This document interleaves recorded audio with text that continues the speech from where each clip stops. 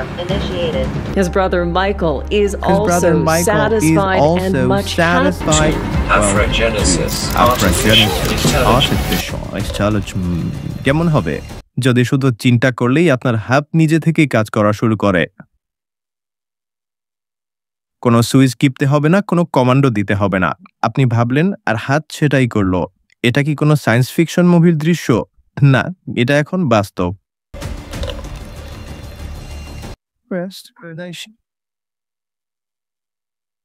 ঘরের কোণে বসেই পুরনো ইলেকট্রনিক্সের যন্ত্রাংশ জোড়াতালি দিয়ে শুরু করলেন তাদের গবেষণা। কিভাবে সাধারণ কাগজ কলমের নকশা থেকে একেবারে বাস্তবে একটা রোবোটিক হাত তৈরি করলেন এবং কেমন করেই বা তাদের এই আবিষ্কার আমেরিকার ইঞ্জিনিয়ারদেরকে তাক লাগিয়ে দিল। আর আমেরিকা এখন তাদের হন্য হয়ে খুঁজছে। এটা এমন এক অধ্যায় যা পৃথিবীর কোটি কোটি মানুষের জীবনে পরিবর্তন আনতে পারে। আজ আমরা জানব কিভাবে এই দুই তরুণ উদ্ভাবক নিজেদের সীমাবদ্ধতাকে পেরিয়ে এক যুগান্তকারী প্রযুক্তি আবিষ্কার করলেন। System under self-testing, articulations metals, optical sequences activated. David এবং মোসেস দুজনই কেনিয়ার একটা ছোট্ট শহরে বেড়ে উঠেছেন। প্রযুক্তির প্রতি ভালোবাসা তাদের ছোটবেলা থেকেই ছিল, কিন্তু দারিদ্রতা তাদের জীবনকে কঠিন করে তুলেছিল। My name is Saradivediga Ducheri. I am an innovator. Amika. My name is Moses Kinanjaroge. Since my childhood, have been curious but the true brilliance of পরিবার চালানোর জন্য পড়াশোনা মাঝপথেই ছেড়ে দিতে হয়েছিল, কিন্তু তাদের স্বপ্ন থেমে থাকেনি। দুইজন মিলে ঠিক করলেন তারা এমন কিছু করবেন যা মানুষের জীবন বদলে দেবে। তাদের যাত্রা শুরু হয় আপ্রোজেনেসিস নামে একটা প্রতিষ্ঠান গড়ে তোলার মাধ্যমে।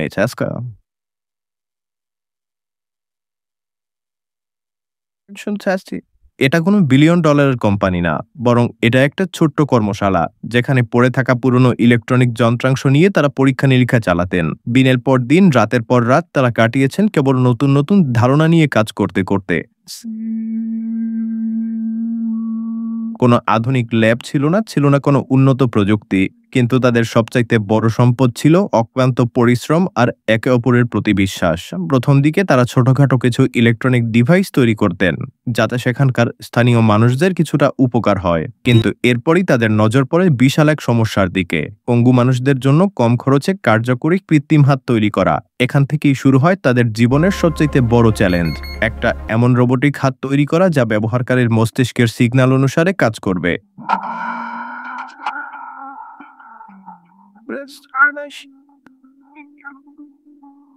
সাধারণ প্রস্থেটিক হাত যেখানে হাতের পেশির সংকেত ব্যবহার করে চলে, সেখানে তারা এমন কিছু বানাতে চাইলেন যা সরাসরি মানুষের চিন্তার মাধ্যমে নিয়ন্ত্রিত হবে। কিন্তু এমন কিছু কি সম্ভব? তাদের কি এত বড় একটা প্রযুক্তি বানানোর আগে প্রয়োজনীয় জ্ঞান বা উপকরণ ছিল?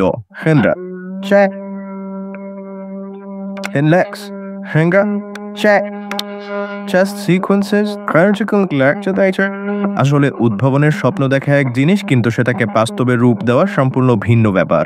ডেভিড এবং মোসেসের লক্ষ্য ছিল এমন একটা কৃত্রিম হাত তৈরি করা যা মানুষের চিন্তার মাধ্যমে কাজ করবে। কিন্তু প্রশ্ন হলো কিভাবে? সাধারণ কৃত্রিম হাত বা প্রস্থেটিক লিম্বগুলো মাংসপেশির সংকেতের উপরে ভিত্তি করে কাজ করে, তবে ডেভিড এবং মোসেস সম্পূর্ণ ভিন্ন একটা পথ বেছে নেন। তারা এমন এক নিউরাল নোড বায়োপটেনশিয়াল হেডসেট তৈরি করেছেন যা ব্যবহারকারীর মাথায় পড়তে হয় এবং মস্তিষ্কের তরঙ্গ ধরে রাখতে পারে। যখন একজন ব্যক্তি কোনো বস্তু ধরতে চান, তখন তার মস্তিষ্ক সেই সংকেত পাঠায়, আর এই বিশেষ হেডসেট সেই সংকেত গ্রহণ করে। এরপর সেই সংকেতকে বৈদ্যুতিক তরঙ্গে রূপান্তর করে রোবোটিক হাতে পাঠানো হয় এবং হাত ঠিক সেই অনুযায়ী নড়াচড়া করে। এই উদ্ভাবনের সবচাইতে আশ্চর্যজনক দিক হলো এটা শুধু মনের ইশারাতেই কাজ করে না, বরং ভয়েস কমান্ড দিয়েও এটাকে চালানো সম্ভব। অর্থাৎ কেউ যদি হাত নাড়ানোর চিন্তা না করতে পারেন, তবে শুধু বলে দিলেই হাত কাজ করবে।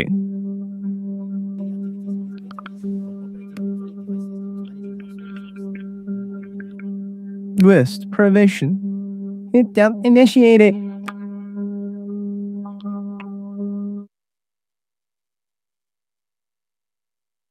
এটা বিশেষভাবে তাদের জন্য কার্যকর যাদের মস্তিষ্কের সংকেত ঠিকঠাকভাবে কাজ করলেও পেশিগুলো দুর্বল হয়ে গেছে। ডেভিড আর মোসেস তাদের কর্মশালায় দিনের পর দিন গবেষণা করেছেন, পরীক্ষা চালিয়েছেন, ব্যর্থ হয়েছেন, আবার নতুনভাবে চেষ্টা করেছেন। তাদের প্রথম প্রোটোটাইপ ঠিকঠাকভাবে কাজ করছিল না, মস্তিষ্ক থেকে আসা সংকেতের শক্তি যথেষ্ট ছিল না, তাই তারা এটাকে আরও সংবেদনশীল করতে উন্নত সেন্সর যুক্ত করেন। এরপর তারা একটা বিশেষ রেডিও ফ্রিকোয়েন্সি ট্রান্সমিটার ব্যবহার করেন যা সংকেতগুলোকে আরও শক্তিশালী করে রোবোটিক হাতে পাঠাতে পারে। এটা শুধু গতানুগতিক কৃত্রিম হাতের বিকল্প না, বরং তার চাইতেও অনেক বেশি উন্নত। সাধারণ কৃত্রিম হাত ব্যয়বহুল এবং অনেক জটিল প্রশিক্ষণের প্রয়োজন পড়ে, কিন্তু এই হাত সহজেই ব্যবহার করা যায় এবং তুলনামূলকভাবে এটা অনেক সস্তা। তবে উদ্ভাবন মানেই তো সহজ কিছু না। নতুন কিছু বানাতে হলে ব্যর্থতার সঙ্গেই সবচাইতে বেশি বন্ধুত্ব করতে হয়। আর ডেভিড এবং মোসেসের জীবন যেন সেই ব্যর্থতার সংগ্রামের এক একটা অধ্যায়। অর্থের অভাব, প্রয়োজনীয় সরঞ্জামের অভাব, গবেষণার সুযোগ না পাওয়া, তাদের জীবনে এসব চ্যালেঞ্জের যেন কোনো শেষ ছিল না। তাদের সবচাইতে বড় সমস্যা ছিল কোথা থেকে তারা শুরু করবে। তাদের ছিল না কোনো ল্যাব, না ছিল কোনো দামি যন্ত্রপাতি। তাই তারা সিদ্ধান্ত নেন শহরের বর্জ্য ফেলার জায়গা থেকেই তারা প্রয়োজনীয় যন্ত্রাংশ সংগ্রহ করবেন। দিনের পর দিন তারা ইলেকট্রনিক বর্জ্যের স্তূপ ঘেঁটে পুরনো কম্পিউটারের সার্কিট, ভাঙা মোটর এবং ব্যবহার করা ব্যাটারি সংগ্রহ করেছেন। এসব থেকেই তারা বানিয়েছেন তাদের নিজেদের প্রথম প্রোটোটাইপ। প্রতিবার ব্যর্থতার পর তারা সমস্যার কারণ খুঁজে বের করতেন, নতুন সমাধান খুঁজতেন এবং আরও উন্নত মডেল তৈরি করতেন। Machines that will help persons living with disabilities. কেবল এই রোবোটিক হাতই না, বরং তারা আরও অনেক উদ্ভাবনী কাজ করেছেন। কোভিড-19 মহামারীর সময় তারা এমন এক জীবাণুনাশক ডিভাইস তৈরি করেছিলেন যা স্বয়ংক্রিয়ভাবে যে কোনো জিনিসকে জীবাণুমুক্ত করতে পারে। এছাড়া তারা এমন একটা বায়ু বিশুদ্ধকরণ যন্ত্র তৈরি করেছিলেন যা বাতাসের ভাইরাসকে ধ্বংস করতে সক্ষম।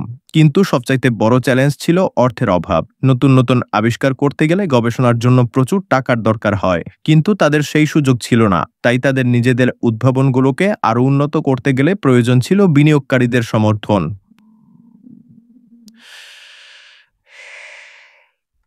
কিন্তু দুর্ভাগ্যজনকভাবে কোনো বড় প্রতিষ্ঠান তাদের সাহায্য করতে এগিয়ে আসেনি। এখন প্রশ্ন হলো, তাদের এই উদ্ভাবনের আসলে ভবিষ্যৎ কি? এটা কি সত্যিই বিশ্বব্যাপী মানুষের জীবন বদলাতে পারবে? আর তারা ভবিষ্যতে কি বা প্ল্যান করছে? আসলে ডেভিড এবং মোসেসের যাত্রা এখনো শেষ হয়নি, বরং এটা তো কেবল একটা শুরু। তাদের স্বপ্ন শুধু একটা রোবোটিক হাত বানানো না, বরং এটা এমনভাবে তৈরি করা যাতে এটা সাশ্রয়ী, কার্যকর এবং সহজলভ্য হয়। বর্তমানে উন্নত কৃত্রিম হাতগুলোর দাম হাজার হাজার ডলার, যা গরিব মানুষের পক্ষে কেনা সম্ভব না। কিন্তু তাদের লক্ষ্য কম খরচে এমন একটা হাত তৈরি করা যা আফ্রিকা সহ পৃথিবীর প্রতিটা কোণে পৌঁছে দেওয়া সম্ভব হবে।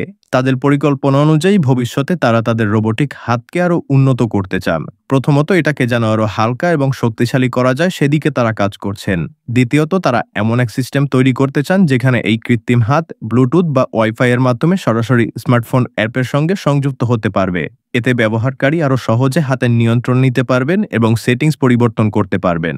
সত্যি বলতে তাদের এই সংগ্রামের গল্প আমাদেরকে একটা বড় শিক্ষা দেয়। সফলতার জন্য কখনোই বড় ডিগ্রি দরকার হয় না, দরকার হয় বড় স্বপ্ন আর অদম্য পরিশ্রম করার দক্ষতা।